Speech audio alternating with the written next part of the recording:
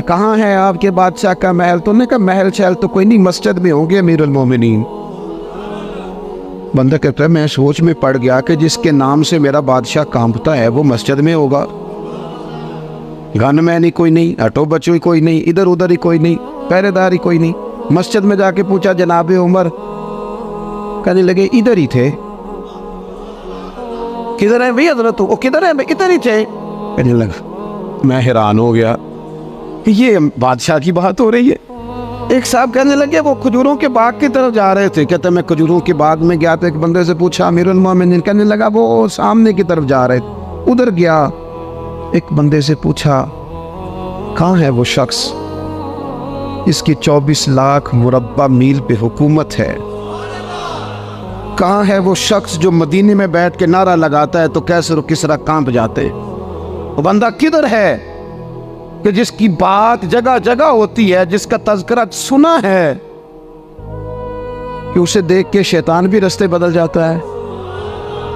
انہوں نے کہا وہ دیکھ رہے ہو کھجور کے درخت کے نیچے کنویں کے ساتھ مٹی کا ڈھیلا تکیے کی جگہ رکھ کے وہ جو تامت باندھے کرتا پہنے سویا ہے وہی تو فاروق اعظم ہے۔ وہ شخص کہتے ہیں عمر سوئے تھے، شیر سویا بھی ہو تو اس کا روب ہوتا ہے۔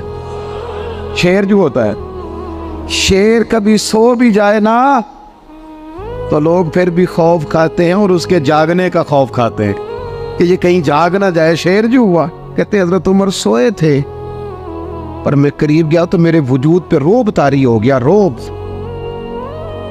اور میری زبان سے بے ساختہ یہ جملے نکلے کہ عمر تو انصاف کر کے سویا ہے نا، تو مٹی کے ڈھیلے پہ بھی تجھے سکون کی نیند ہے۔ نوجوان آیا اور آ کے رو ہی پڑا۔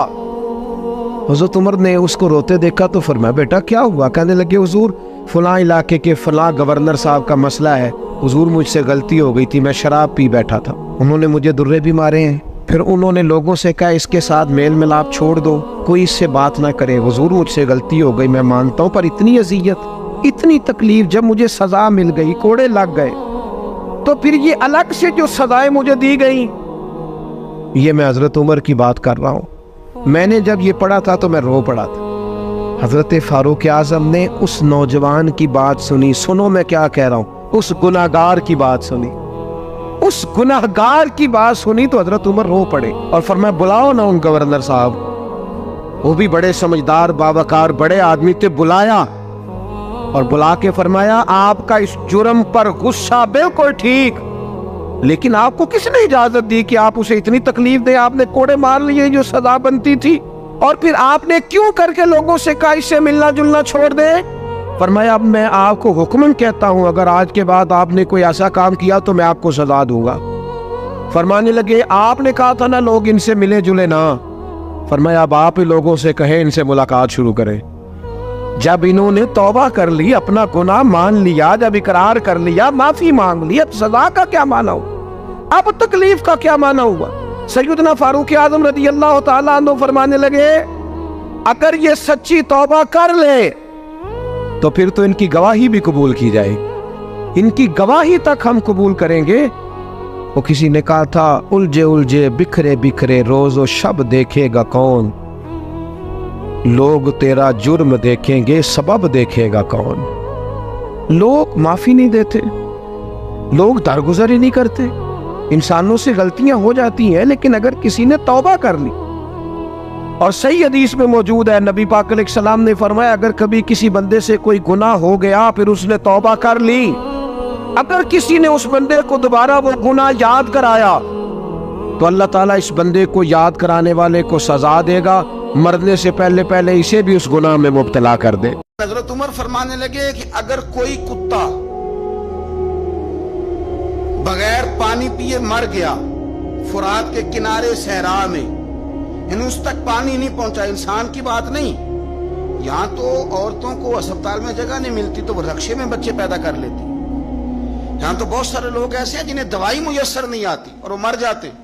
کتا اگر میری حکومت میں پیاسا مر گیا تو عمر فرماتے ہیں اللہ مجھ سے پوچھے گا کہ ڈیوٹی تو تیری تھی نا، ذمہ داری تو آپ کے صاحبزادے کہتے ہیں کہ ایک اونٹ زخمی ہو گیا، کسی نے اسے زخمی کر دیا، تاریخ الخلفاء میں امام جلالالدین سیوطی علیہ رحمہ نے لکھا ہے اونٹ زخمی ہو گیا, اونٹ کی نا گردن پر نشان لگ گیا زخم کا. اس زمانے میں طریقہ تھا کہ کپڑا جلا کے نا زخم پہ لگایا جاتا تھا. حضرت عمر فاروق رضی اللہ تعالیٰ عنہ نا, اب 60 سال عمر ہے, بوڑھے آدمی ہے, جسمانی طور پر بھی کمزوری آ جاتی ہے عمر کے حساب سے.